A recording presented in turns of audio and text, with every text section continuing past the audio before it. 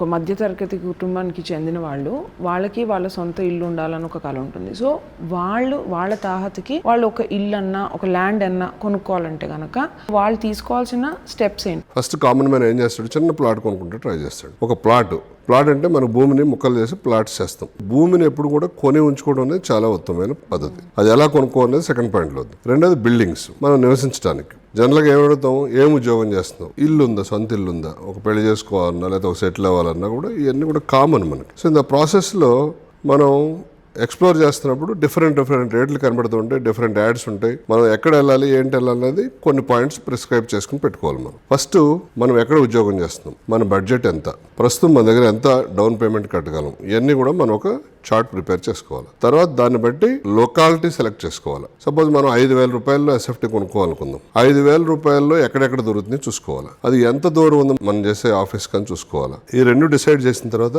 ఆ ఏరియాలో ఏమేమి ప్రాజెక్టులు వస్తున్నాయి అనేది ఎక్స్ప్లోర్ చేయాలి. ఆ ప్రాజెక్టులను చూసిన తర్వాత వాళ్ళు అన్ని రకాల పర్మిషన్స్ పొందారా లేదా, లీగల్ గా ఫిట్టా లేదా అనేది చూసుకోవాలి. ఈ పాయింట్లన్నీ చూసుకున్న తర్వాత వాళ్ళు ఇచ్చే ఎమ్యూనిటీస్ ఫెసిలిటీస్ ఏమి ఇస్తున్నారు, ఎవరు బెటర్ గా ఇస్తున్నారని చూసుకోవాలి. అప్పుడు మనం ప్రాజెక్ట్ ని ఫైనలైజ్ చేయాలి. చేసిన తర్వాత ప్రైస్ నెగోషియేషన్కి వెళ్తాం. ఆ ఏరియాలో ఉన్న రేట్లను బట్టి మనం పేమెంట్ చేసే విధానాన్ని బట్టి ప్రైస్ నెగోషియేట్ చేసుకుని ప్రైస్ ఫిక్స్ చేసుకున్న తర్వాత మనం బ్యాంక్కి వెళ్ళాలా, లేకపోతే మనం ఏ ఇన్స్టిట్యూషన్ నుంచి ఫండింగ్ తీసుకోవాలి. మళ్ళీ అక్కడ కూడా పెద్ద ఎక్సర్సైజ్, ఎవరెవరు ఇంట్రెస్ట్ రేట్లు ఇస్తున్నారు, ఎవరు ప్రాసెసింగ్ ఫీజు లేకుండా ఇస్తున్నారు, హిడెన్ ఛార్జెస్ ఏమైనా ఉన్నాయా లేదా, ఇవన్నీ కూడా చెక్ చేసుకోవాలి. అంటే ఎవ్రీ స్టెప్ లో ఫస్ట్ ఎక్కడ కొనాలని చూసుకున్నప్పుడు 2-3 స్టెప్స్, ప్లేస్ డిసైడ్ అయిన తర్వాత ఎవరి దగ్గర కొనాలనేది ఇంకొక 2-3 స్టెప్స్, కొనుక్కుందాం పలానా ప్రాజెక్ట్ అని ఓకే ఫైన్ చేసిన తర్వాత ఏ బ్యాంక్ నుంచి ఫండింగ్ తీసుకోవాలి మళ్ళీ 3-4 స్టెప్స్. ఇట్లా ప్రతి చోట కూడా 3-4 స్టెప్స్ ఇన్వాల్వ్ అయి ఉంటాయి.